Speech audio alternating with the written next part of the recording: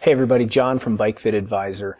Probably the most common question I get asked either through email or in the comments is, do I know of a bike fitter in somebody's area that they can go to and that's reputable?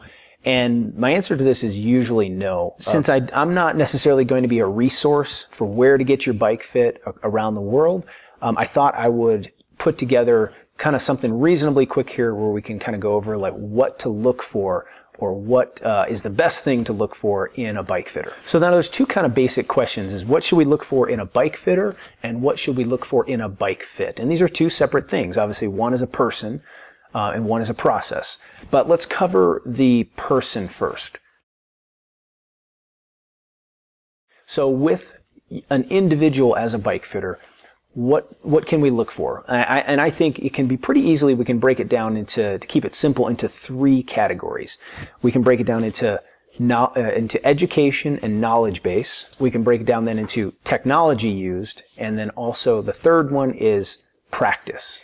So first, education or knowledge base. It really does help if the bike fitter has a background, educational background in human movement, biomechanics, something like that. Someone who does have this background will always be able to make deeper level decisions about what's going on with the individual and how they're fitting their bike. And while a degree in, from some university is certainly no guarantee of skill, it's more of a guarantee than no degree, I think, in most cases. And even within this area of having a degree, there are definitely still shades of gray. I don't think all things are weighted equal. And I know I'm biased. I'm a physical therapist, but I think people who have studied and worked in a clinical setting, I think that should be weighted more. So a physical therapist or an athletic trainer, and by that I mean a certified athletic trainer, an ATC in the United States,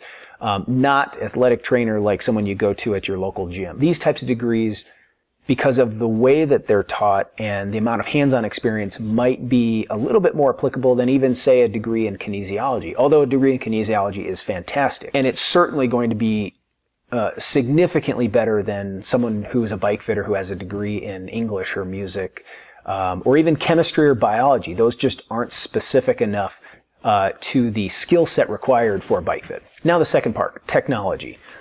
Not all technology is equal, really. The better the technology that the bike fitter is able to implement, that means they're going to have better objective information and data to draw from, and they're going to be able to draw better conclusions. Or at least they'll have the possibility of drawing better conclusions. So I make no secret, I tend to favor high-level, like infrared motion capture, saddle pressure technology.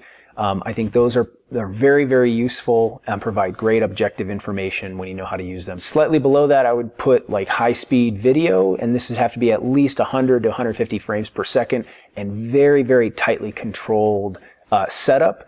And that's because, video has some severe shortcomings if the setup isn't tightly controlled. High-speed video can work really well in the bike fitting setting. Then I would put like some of the second-tier infrared models, and most of these are the ones that use like the Microsoft Kinect. It's okay data. It's not great. It's not super accurate. The Kinect actually has a pretty steep hill to climb as far as margin of error. And then, you might include below that, some of the lower quality video methods. And then below that, I would put then the more visual things like when people use lasers and just the naked eye, or goniometers, plumb lines, things like that. In this day and age, I do think that the plumb line and the goniometer, those are tools of the past. It's not that they can't be used. I just think that they are definitely inferior than most of the other methods out there. Now the third area to judge is practice. So you could think of this as how many bike fits has this person done? How many years do they have doing this under their belt? The more practice you have, the more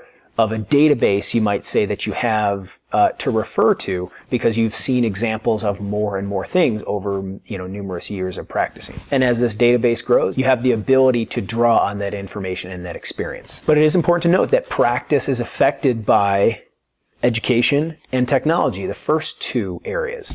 So if your education and technology are not up to par, then you're not going to be learning as much during your practice. More education, or more appropriate education or applicable education with better technology, will lead to deeper practice and a deeper database. And I do believe, though, that practice can be supplemented. And again, I know I'm biased, but I do think that people that work in a clinical setting and they are evaluating people and how they move on a daily basis, whether it's on a bike or not, do have a slight advantage, because these clinicians are able to flex this assessment muscle, you might call it. And even though the assessment that they're doing is somebody not on the bike, they're still drawing conclusions of how this person moves.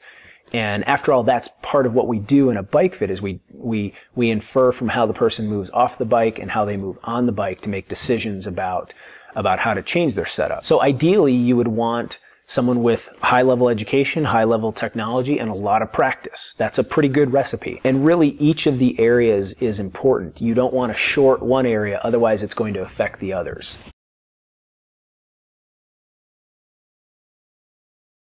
So this leads me to, what about the bike fitting schools? There's a lot of bike fitting schools out there where you can learn about the craft of bike fitting. And the bike fitting schools are fine. However, we have to be clear about what they are and what they aren't. What they are is usually a pretty basic introduction to the process of a bike fit, because the classes are generally anywhere from 1 to 3 days long, and sometimes there's, most of the time there's different tiers. You can go to the second and third level courses, but these are still just a couple of days.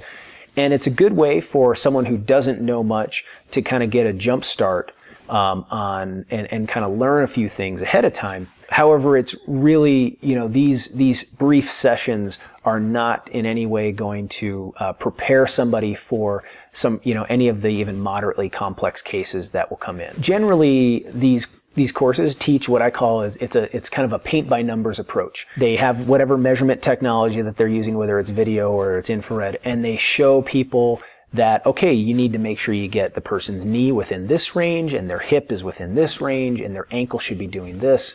And they try and fit everyone into the box. However, as you do this longer and longer, you realize that there are going to be instances, and happens very often, where you're going to have to, for very good reasons, leave someone outside of that normal range.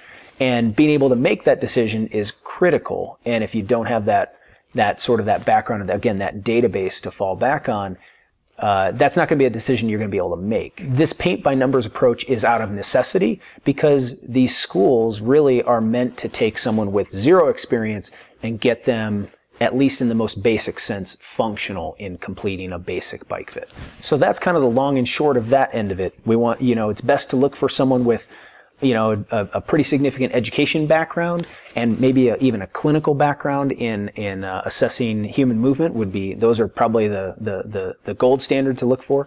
Some high level measurement technology and lots of experience, lots of practice. So to everybody out there that asks me for a recommendation on who to go see, I'm usually not very helpful. There are a couple of people that I have referred others out to. I apologize if I'm not. That's the reason. Hopefully this video gives you a little bit more information on how to move forward. Maybe you can find someone near you that will, do an adequate job of helping you fit to your bike better and will help you solve your problems. So again, that's it for this video. Thank you everybody for hanging in there. Let me know your thoughts in the comments below. If there's an experience you had, good, bad, and different with a bike fit. We don't need to necessarily name names. I'm not bringing that up to that. I'm just kind of curious about circumstances more than anything. That's it for now. Thanks everybody. We'll see you next time.